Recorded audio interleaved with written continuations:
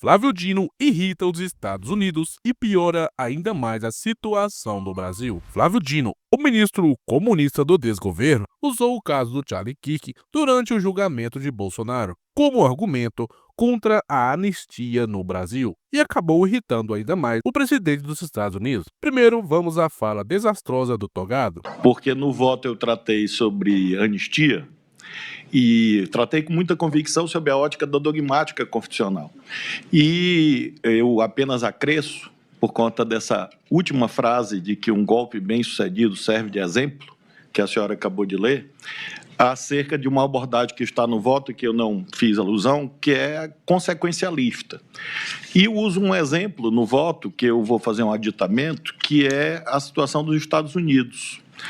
Ontem, anteontem, infelizmente, houve um grave crime político. Um jovem que é de uma posição política aparentemente do lado do atual presidente dos Estados Unidos, mas pouco importa, levou um tiro.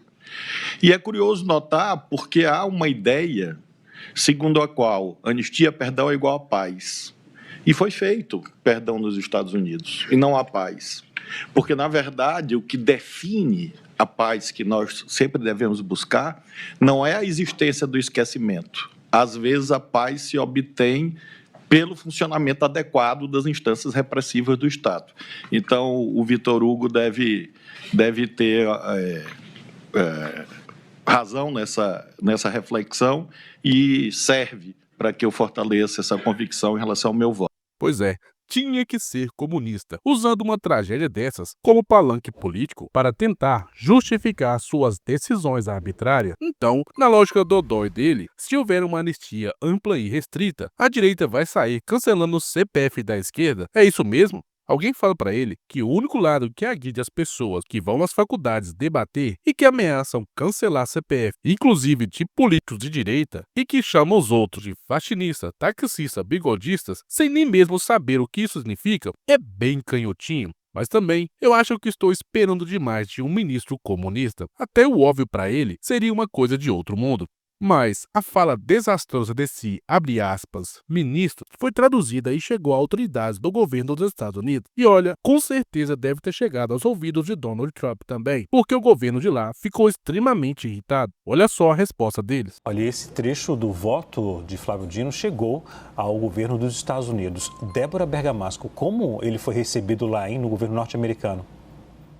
Leandro, com muita irritação. Como eu disse, né, na nossa entrada anterior, os aliados, né, de Bolsonaro lá nos Estados Unidos pegaram trecho por trecho, os principais detalhes, e iam informando dos votos dos ministros no julgamento e iam informando ao governo dos Estados Unidos. Esse momento específico foi recortado, esse vídeo foi recortado, traduzido para o inglês e enviado a autoridades do Departamento de Estado do governo dos Estados Unidos. E aí foi enviado para várias autoridades lá do Departamento de Estado, né?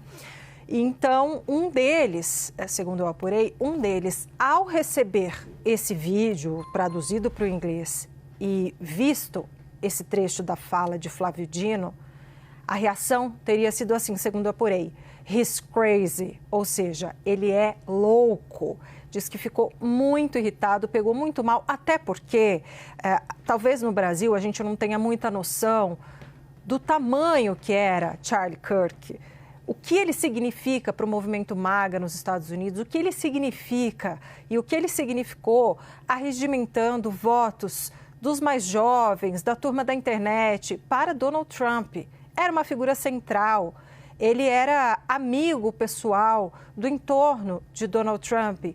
Então, essa fala, ela foi recebida, primeiro, politicamente, né, dizendo que, olha, o perdão às 1.500 pessoas que invadiram o Capitólio, naquele terrível, após a perda da eleição por Donald Trump, na eleição passada, retrasada, não gerou a paz. Veja aí o exemplo de Kirk. E aí, isso pegou muito mal ali no Departamento de Estado, o que aumenta as previsões, Leandro, de que alguma sanção pode vir também contra o ministro Flávio Dino.